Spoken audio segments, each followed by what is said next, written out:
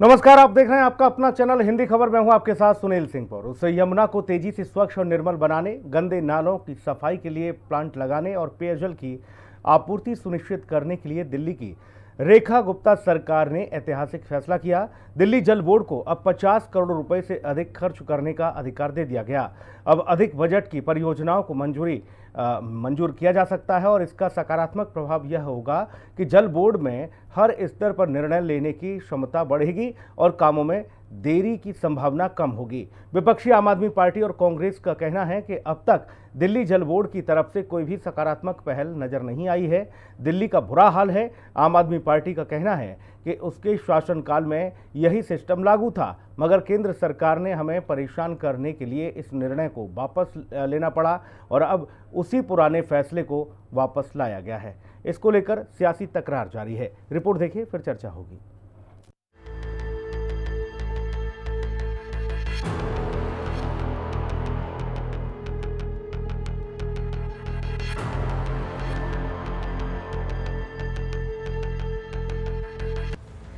दिल्ली सरकार ने जल बोर्ड के वित्तीय अधिकारों में इजाफा किया है। अब बोर्ड 50 करोड़ रुपए की लागत वाली परियोजनाओं को खुद ही हरी झंडी दिखाकर पूरा कर सकेगा। इनमें यमुना की सफाई, नालों के पानी का ट्रीटमेंट, नियमित पेयजल आपूर्ति जैसे महत्वपूर्ण काम शामिल हैं। मुख्यमंत्री रेखा गुप्ता के मुताबिक ऐसी परियोजनाओं को अब कैबिनेट में लाने की जरूरत नहीं होगी। नए निर्णय में बोर्ड के अध्यक्ष, सीईओ और दूसरे वरिष्ठ अधिकारियों के वित्तीय अधिकारों में भी बढ़ोतरी कर दी गई है। अब जल बोर्ड के अध्यक्ष को विभिन्न प्रोजेक्ट के लिए 50 करोड़ रुपए तक के वित्तीय अधिकार दिए गए हैं। जल बोर्ड के सीईओ को 25 करोड़ रुपए और दूसरों को 5 करोड़ रुपए तक के वित्तीय अधिकार के अलावा वरिष्ठ अफसरों के वित्तीय अधिकारों में भी बढ़ोतरी कर दी गई है। बोर्ड की शक्तियों में यह बढ़ोतरी शासन प्रणाली को अधिक सक्षम, प्रभावी और उत्तरदायी बनाने के मकसद से की गई है। सरकार का फैसला बिल्कुल सही है। आप देख ही रहे हैं कि दिल्ली के अंदर जल बोर्ड की और सीवरों की कितनी भारी समस्या है। 10 साल से काम नहीं हो रहा था। 10 साल से अभी हमने जितने भी सीवरों की सफाई की जा रही है, नालियों की सफाई, जितने भी नाले कितनी सिल्ट निकली रही है। अगर जरा से एरिया के अंदर देखें तो ट्रकों की सिल्ट निकली जा रही है। अगर बजट नहीं आएगा, अगर पैसा नहीं होगा तो कैसे काम होगा? तो पैसा देना तो जरूरी था। मुख्यमंत्री फ्री हैंड भी कर दिया। फ्री हैंड करने से क्या कि काम करने की पावर बढ़ जाती है और काम हो रहा है, जबरदस्त काम हो रहा है क्षेत्र के अंदर। आम आदमी पार्टी और कांग्रेस का कहना है कि इससे कोई फर्क नहीं आने वाला, बल्कि इससे दिल्ली जल बोर्ड में भ्रष्टाचार बढ़ सकता है। इसमें नया क्या है? किस बात पे भाजपा पीठ थपथपा रही है? ये अधिकार तो दिल्ली जल बोर्ड के पास पहले से थे। इन अधिकारों को तो जो फाइनेंस सेक्रेटरी एसी वर्मा जी थे, उन्होंने दिल्ली के उपराज्यपाल महोदय के कहने पर, जो भारतीय जनता पार्टी को रिपोर्ट करते थे, उनके कहने पर दिल्ली जल बोर्ड से ये अधिकार छीनने का काम किया था उन अधिकारियों ने, ताकि फाइल रुके, फंड पास ना हो, उन पे अधिकार ना हो, सीवर दिल्ली में सीवर जाम रहे, दिल्ली में पानी साफ ना हो। ये सरकार को बदनाम करने के लिए सारे हथकंडे अपनाने का काम भारतीय जनता पार्टी ने एलजी के द्वारा दिल्ली में करवाया था। और उसके जो सूत्रधार थे वो पूरा जिन्होंने किया था वो एसी वर्मा जी, जो दिल्ली के फाइनेंस सेक्रेटरी थे, जिनकी बार बार हमने बात करी, उन्होंने अधिकार छीनने का काम किया था। लेकिन अब ये फंस गए। अब दिल्ली में इन्हीं की सरकार आ गई है। अब जो अधिकार छीने थे वो अधिकारों के बिना दिल्ली में काम करना कैसे पॉसिबल है? तो आज वो इनको खुद भुगतना पड़ रहा है, इसलिए आज ये इस तरह की नौटंकी कर रहे हैं। पैसा खर्च तो हो ही रहा है गंगा की सफाई में, यमुना की सफाई में। अब परिणाम आए तो बस समझ में आता है, परिणाम तो आता नहीं। और मोदी जी ने सी प्लेन शुरू किया था गुजरात में, एक ही बार चली हो। और यहां पर भी कहा था इसके पहले कि मुख्यमंत्री ने कहा कि लोगों के साथ यमुना नदी में नहाने जाएंगे। अब वो कहां है? तो उस तरह का ऐसा न हो जाए फिर से। दिल्ली में गर्मी में पेयजल संकट और बारिश के दौरान जल भराव आम है। दिल्ली जल बोर्ड को 50 करोड़ रुपए तक की राशि खुद ही इस्तेमाल करने के अधिकार से काम में तेजी आएगी। समीक्षा चौधरी और कंचन अरोड़ा के साथ नवीन निशांत, दिल्ली, हिंदी खबर। मेहमानों से आपको रूबरू करा देते हैं। आलोक बस्ती हैं, नेता भारतीय जनता पार्टी, हमारे साथ। आलोक जी, आपका बहुत स्वागत है। चिराग सेठी, प्रवक्ता आम आदमी पार्टी, हमारे साथ हैं। चिराग भाई का बहुत स्वागत। डॉक्टर नरेश कुमार, प्रवक्ता कांग्रेस, हमारे साथ हैं। नरेश जी, आपका बहुत स्वागत है। निरंजन पोद्दार जी हैं, राजनीतिक विश्लेषक। निरंजन जी, आपका बहुत स्वागत है। निरंजन पोद्दार जी, दिल्ली जल बोर्ड को कुछ फाइनेंशियली अधिकार दिए गए हैं, उससे आपको क्या लग रहा है, क्या कुछ बदलाव दिखेगा? देखिए सुनील जी, हमारे यहाँ कहा जाता है कि जब तक आप कारण को समाप्त नहीं करेंगे तब तक उसका निवारण नहीं होगा। और ये बात मैं इसलिए कह रहा हूं कि जिस तरीके से आज भी दिल्ली जल बोर्ड को आप अधिकार दे रहे हैं, आप उसके फाइनेंशियल अधिकार दे रहे हैं, आप उसके अंदर नई नई पॉलिसियां लागू कर रहे हैं, वो तो सारी बात आपकी ठीक है, लेकिन जब तक आपकी मशीनरी, आपके जो अधिकारी, जब तक ये जो मकर जाल से जब तक आप इसमें सुधार नहीं करेंगे तब तक मुझे नहीं लगता कि किसी चीज में कोई आमूलचूल परिवर्तन हो पाएगा। उसमें केवल फर्क ये आ जाएगा कि पहले अरविंद केजरीवाल की कैबिनेट साइन करती थी और अब रेखा गुप्ता जी की कैबिनेट साइन करना चालू कर देगी। ये बात मैं इसलिए कह रहा हूं क्योंकि आज भी आप देखिए दिल्ली के अंदर, अगर आप दिल्ली की सड़कों पर जाते हैं तो आपको एक चीज बड़ा गजब का नजारा नजर आता है कि वहां पे जो सिल्ट निकाली जा रही है, यानी कि जो गाद निकाली जा रही है नालों से, उस गाद को वहीं पर नालों के किनारे छोड़ दिया जाता है, निकाल करके वहीं पर छोड़ दी, उसको कहीं उसका कोई निस्तारण नहीं है। और कुछ दिन बाद में वो गाद अगर सूखती है तो आप ये समझ लीजिए धूल मिट्टी की तरह सड़कों के ऊपर फैलती है और वहां पर पोल्यूशन बढ़ता है। और अब अगर बारिशों के मौसम के अंदर बात करेंगे तो वही गाद बह करके उन्हीं नालों में वापस चली जाएगी। तो कहने का तात्पर्य ये है कि आपका सिस्टम दुरुस्त कहाँ हुआ? सिस्टम तो अभी पहले की तरह वर्क कर रहा है। और जो आप अधिकार दे रहे हैं या अधिकारियों को, अगर देखिए सीधी सी बात आपको मैं एक ही चीज बता रहा हूं कि जब तक आप धरातल पे उतर करके और उन अधिकारियों और उन कर्मचारियों को ठीक है, काम करना नहीं सिखाएंगे या उनका जो वर्किंग स्टाइल है उसको अगर आप बदलेंगे नहीं तो आप ये समझ लीजिए कुछ भी परिवर्तित नहीं होने वाला। हाँ, इसके अंदर एक चीज जरूर है कि जिस तरीके से अब सरकार कह रही है कि जो नाले दिल्ली के अंदर, जो दिल्ली यमुना के अंदर जो नाले गिरते हैं, जल बोर्ड उन तो 64-65 जो भी वाटर ट्रीटमेंट प्लांट या एसटीपी या जो भी वहां पे जो व्यवस्था करने की बात कर रहे हैं उसके ऊपर जो कह रहे हैं कि भाई हम फंड ला रहे हैं और हम इसके अंदर एक, ताकि यमुना के अंदर जो शहर का जो मलमूत्र युक्त जो गंदा पानी है वो यमुना में ना जाए। अगर सरकार भविष्य में ऐसा कुछ करती है और उसको क्रियान्वित करने में सक्षम होती है, केवल जबानी जमा खर्ची, ठीक है। केवल भाषण निरंजन पोद्दार जी, एक छोटा सा, एक सेकंड, सिंपल सा मसला है कि दिल्ली जल बोर्ड को जो अधिकार पहले से प्राप्त नहीं था अब वो अधिकार दे दिया गया है। मैं बस उतना समझना चाह रहा था, गाद कब सूखेगी, कब पानी में बहेगी, क्या होगा वो अलग विषय, वो सब जानते ही हैं, लेकिन अब इस अधिकार से कुछ बदलाव देखने को मिलेगा नहीं, क्योंकि पहले फाइलें अटक जाती थी, इसलिए भी ये कहा जाता था कि भाई हमारे साथ भेदभाव हो रहा है। मैं आम आदमी पार्टी के पास जाऊंगा। चिराग सेठी जी, जो व्यवस्था आप लोग लागू करना चाहते थे, आपने बताया कि वो जानबूझकर उसे रोका गया, लेकिन अब वही व्यवस्था लागू हो गई है।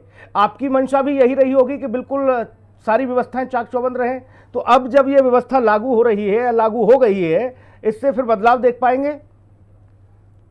बिल्कुल सुनील भाई, ये व्यवस्था तो पहले से थी। जल बोर्ड जो था वो ऑटोनॉमस था। 2021-22 में एक ऑर्डर निकाल के ये सारी शक्तियां ले ली जाती है और बोला जाता है कि कैबिनेट अप्रूवल की जरूरत पड़ेगी, आप पैसा नहीं खर्च पाएंगे। आज ये हालत क्यों हो रही है? क्योंकि पूरी दिल्ली में त्राहिमाम मचा हुआ है। अगर आपने देखा हो, 2 दिन पहले की बात है, सिर्फ 2 दिन पहले हाईकोर्ट से इनको डांट पड़ी है कि आप जो है सीवेज वाला पानी जो है वो आप दे रहे हैं।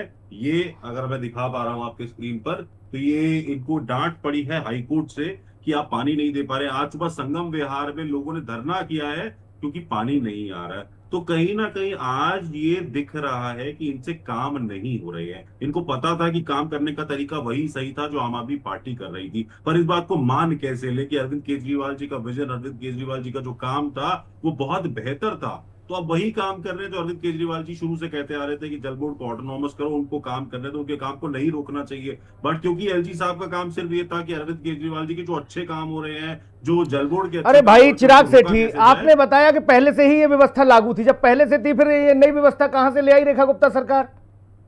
क्योंकि कुछ तो दायरा था। पहले इतना अधिकार नहीं था ना कि 50 करोड़ रुपए खर्च करने का फैसला दिल्ली जल बोर्ड खुद से ले लेगा। सुनील भाई 21-22 में ये ऑर्डर आया था कि आपको कैबिनेट अप्रूवल की जरूरत पड़ेगी। एसी वर्मा जी तब फाइनेंस सेक्रेटरी थे, तब उन्होंने कहा कि एक एक पैसा जो है उसकी मॉनिटरिंग की जाएगी, जिसकी वजह से जो सारे काम थे वो लंबित होते गए। इसी के तहत काम हुआ था। आज आपने कह दिया कि आप फ्री हैं, आप जो मर्जी कर लीजिए। 5 महीने हो गए, बारिश हो रही है, आप किसी भी तरफ चले जाइए, आपको नाले सीवर भरे हुए मिलेंगे। 400 लोगों का इन्होंने डॉक्टर नरेश कुमार जी बोला था। ये जो कुछ अधिकार शक्तियां कुछ बढ़ाई गई हैं फाइनेंशियली वाली, इससे कुछ बदलाव देखने को मिलेगा? कुछ लगेगा कि हाँ दिल्ली की कुछ समस्याएं हद तक समाप्त होंगी? देखिए, निश्चित तौर पर अगर कोई कदम उठा है और इस तरह का कोई रूट निकाला गया है कि समय कम लगे और काम हो, तो कोई उसमें हर्ज नहीं है। परंतु इन लोगों को कोई काम करना आता नहीं है। आज 5 महीने हो गए।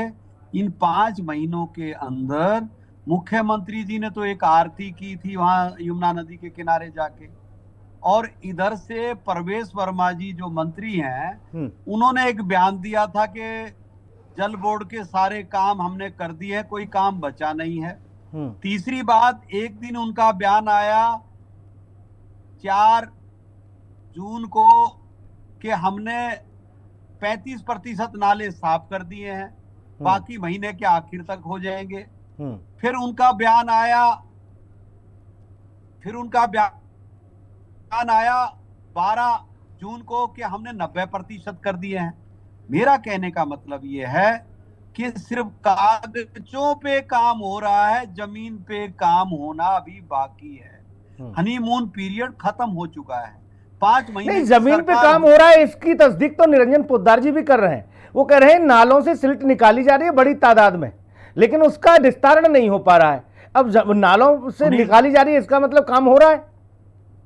सुनील जी, मेरी सुने आप, जो आधे अधूरे नालों की सफाई हुई उसकी गाद वहीं पे डाल दी और वो गाद पानी में से ऊपर अंदर नाले में चली गई।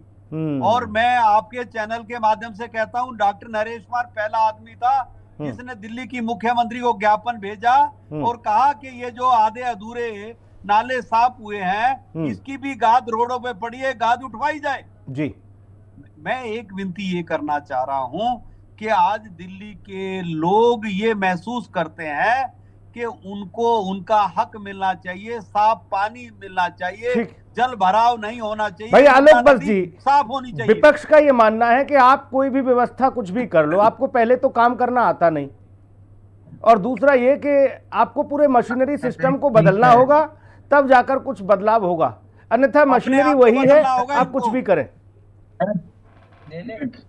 देखिए सुनील जी, ये कहना कि हमें काम करना नहीं आता है, 21 राज्यों में हमारी सरकार है और रिपीट होती है वहां के जनता के द्वारा बगैर काम किए हुए ही। 19 करोड़ शौचालय हमने बगैर काम किए बना दिए। उज्ज्वला गैस में 9,000 करोड़ लोगों को हमने गैस दे दिया बगैर काम किए हुए। 6,000 करोड़ घर बना दिए बगैर काम किए हुए। 78 से 146 एयरपोर्ट बना दिए बगैर काम किए हुए। देश को चौथी सबसे बड़ी अर्थव्यवस्था में खड़ा कर दिया। घर में सोए थे वो अपने आप देश चला गया चौथी पर। और रोडों का महाजाल फैला दिया, हाईवेज एक्सप्रेसवेज पूरे हिंदुस्तान के कोने कोने में दूर सुदूर जगहों तक। उस समय भी हम घर में सोए हुए थे, रोड ऑटोमेटिक अपने आप बन रही थी। तो ये बातें बड़ा हास्यास्पद लगती हैं सुन के कि हमें काम करना नहीं आता, हमने काम नहीं किया है। आज 25-26 के बजट में हमने 9,000 करोड़ रुपया आवंटित किए हैं। 250 करोड़ रुपया हमने आवंटित किया है ये जो नाले हैं उसमें जो पुराने जर्जर हो गए हैं पाइप, उन सबकी रिप्लेसमेंट के लिए जी 13,000। और जो जे कॉलोनी है उसके लिए हमने अलग से प्रावधान किया है कि वहां सीवर लाइन डाली जाए और उस पर भी काम चालू हो गया है।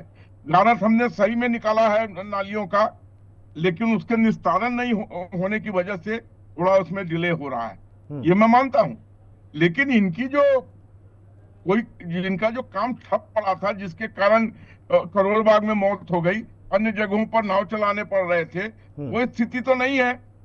और आने वाले समय में आप देखिएगा कि किस तरीके से हम जमुना को स्वच्छ करेंगे। हाँ, ये बात जरूर है जो पोद्दार साहब ने कहा कि मैं उस पर अग्री करता हूं, जो ये एसटीपी के जो गिरते हैं मल मूत्र इत्यादि गंगा में जो प्रवाह किए जाते हैं, उसको रोकने के लिए भी हम पूरी तैयारी से हैं कि हम सारे जगह एसटीपी प्लांट लगाएं और इस तरीके की चीजों से जहां उसका निस्तारण वहीं हो जाए और वो जमुना की तरफ अपना रुख नहीं कर पाए। बट ये सब एक दिन में होने वाला काम तो नहीं है, चाहे हम जितने भी पैसे लगा दें, लेकिन एक दिन में ऐसा कोई धनवंतरी नहीं पैदा हो जाएगा जो एक गोली खिला दे दिल्ली को और दिल्ली की सारी समस्याएं खत्म हो जाए। ना कहीं लूट है, ना कहीं घूस है, ना कहीं गलत चीज है। उस विषय को मत छेड़ो आलोक, बस उस विषय को मत छेड़ो, उसमें मामला गड़बड़ हो जाएगा। रोज चाकूबाजी देख रहे हैं, रोज लूट देख रहे हैं, रोज छिनैती देख रहे हैं, वो छोड़ दो, अभी उस पर नहीं। आज मामला दूसरा है, आज है कि जो अधिकार दिया गया दिल्ली जल बोर्ड को उतने पर सीमित रहो सर, बस दूसरा नहीं। निरंजन पोद्दार जी आपके पास आ रहा हूँ। अब आप सबको एक अरे भाई, अब आप सबको एक टिफिन में मत रखो, वो कानून व्यवस्था वाले मामले पे मुश्किल हो जाएगा। आलोक जी, निरंजन पोद्दार जी आपके पास आ रहा हूँ। दिल्ली जल बोर्ड को जो हमने 50 करोड़ का प्रावधान किया है कि उसकी स्वीकृति की जरूरत नहीं है, इससे काम में और तेजी आएगी। हाँ ठीक, लेकिन ऐसा नहीं है कि वही हम पूछ रहे थे कि कितनी तेजी आएगी। बाकी लोग बता रहे हैं तेजी वेजी छोड़ो भाई साहब, कुछ नहीं होने जाना। निरंजन पोद्दार जी, इस बात को तो आलोक बस ने माना, वो कह रहे हैं कि हाँ कुछ जगह है गाद निकालने वाला मामला, उसका निस्तारण हम जल्दी कराएंगे, लेकिन ऐसा नहीं कि हम काम नहीं कर रहे। और ये जो हमने अधिकार दिया है, इससे तेजी आएगी आएगी आएगी, वो 3 बार कह रहे हैं आएगी आएगी आएगी। निश्चित रूप से देखिए सुनील जी, एक चीज तो तय है, और वो चीज क्या है कि जिस तरीके से कि विभिन्न प्रकार की जो दिल्ली की जो व्यवस्थाएं थी, यानी कि दिल्ली सरकार वो अलग पार्टी की थी, एमसीडी अलग पार्टी के पास थी, केंद्र सरकार एमसी अलग पार्टी के पास थी, तो जिस तरीके से हमारे लिए रोज का चर्चा का विषय था कि एनजी हमें काम नहीं करने दे रहे, और हम लोग उसके ऊपर विश्लेषण करते थे कि एनजी काम करने दे रहे हैं कि नहीं करने दे रहे हैं, रोक सकते हैं कि नहीं रोक सकते हैं, किसके कौन सी चीज किसके अधिकार क्षेत्र में आ रही है, कौन किसके ऊपर अतिक्रमण कर रहा है। कहीं ना कहीं अब ये जिस तरीके से समानांतर सरकार बनने से, यानी कि केंद्र में भी भारतीय जनता पार्टी की सरकार, राज्य में भारतीय जनता पार्टी की सरकार और एमसीडी में भारतीय जनता पार्टी की सरकार, तो अब कम से कम वो बहाने तो खत्म हो गए। अब आपको एक चीज जरूर है कि जिस तरीके से आपने अब जल बोर्ड को अधिकार दिए है, या जिस तरीके के आप निर्णय कर रहे हैं, निश्चित रूप से जनता तो यही चाहती है कि आपका जो भी निर्णय हो वो जनता को फलीभूत होता हुआ दिखे, वो कहीं ना कहीं धरातल पर प्रत्यक्ष रूप से उतरता हुआ दिखे। लेकिन मेरा प्रश्न दोबारा से वहीं पे है कि भाई आप अधिकार जल बोर्ड को दे दीजिए, लेकिन उसके बाद में अगर काम के अंदर वही ढाक के 3 पार्ट होंगे, वही जिसको कहते हैं कि राजा के नीचे चाकर के नीचे नौकर के रिस्पॉन्सिबिलिटी अगर किसी की नहीं रहेगी, अगर कोई धरातल पे जाकर के किसी चीज को नहीं देखेगा, तो आप ये समझ लीजिए वही ढाक के 3 पार्ट। और अब भारतीय जनता पार्टी के पास तो अब मेरे हिसाब से वो बहाना भी नहीं बचेगा कि जिस तरीके से आम आदमी पार्टी के पास एक बहाना होता था कि केंद्र सरकार, आप ये मान के चल रहे हैं निरंजन पोद्दार जी कि दिल्ली जल बोर्ड के अंदर हमारी सुन नहीं रहे, ब्यूरोक्रेसी दिल्ली जल बोर्ड के अंदर, निरंजन पोद्दार जी आपने जो भाव दर्शाया उससे ये लग रहा है कि दिल्ली जल बोर्ड के अंदर एक बड़ा भ्रष्टाचार है, और उस भ्रष्टाचार को खत्म करने के लिए नीचे से ऊपर तक सर्जरी करने की आवश्यकता है। मैं इतना समझ पाया। भाई चिराग सेठी, आपने भी दिल्ली जल बोर्ड का खेल देखा ही है 10-11 साल तक। निरंजन पोद्दार जी ने एक बड़ा मसला उठाया, उन्होंने कहा कि भाई साहब पूरी नीचे से ऊपर तक व्यवस्था में एक बड़ी सर्जरी की जरूरत है, बाईपास नहीं, पूरी अच्छी खासी सर्जरी चाहिए, तब कुछ हो पाएगा। सुनील भाई 4 इंजन की सरकार है, पर जो सरकार चल रही है फुरलेरा की पंचायत की तरह चल रही है। मॉनसून चलता है तो बोलते हैं हम कृत्रिम बारिश करा देंगे, फिर बोलते हैं 62 लाख व्हीकल्स को हम फ्यूल नहीं देंगे, वाहन बंद करो, फिर बोलते हैं नहीं 62 लाख को नहीं बंद करेंगे, हम अब कह रहे हैं कि हम छोड़ देंगे इनको। कभी बोलते हैं स्कूल की फीस बढ़ा दो, कभी बोलते हैं मत बढ़ाओ, कभी बोलते हैं ऑर्डिनेंस लेके आ गए स्कूल की फीस बढ़ा नहीं सकते।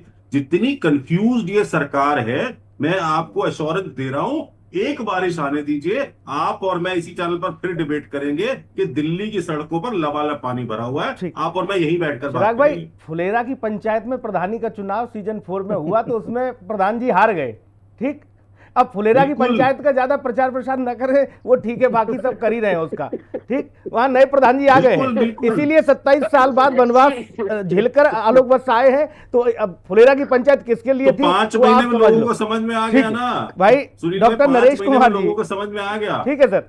नरेश कुमार जी, क्या दिल्ली जल बोर्ड के अंदर इतना बड़े स्तर पर, व्यापक स्तर पर भ्रष्टाचार का आलम है, जिसमें बड़ी सर्जरी की आवश्यकता है? आपने अधिकार दे दिया, ठीक है, लेकिन बुद्धिजीवी वर्ग इस बात को मान रहा है कि जब तक आप बड़े फलक पर सर्जरी नहीं करेंगे, इसकी मॉनिटरिंग ठीक से नहीं होगी, तब तक होना जाना कुछ नहीं। आप कितने भी अधिकार दे दो किसी को।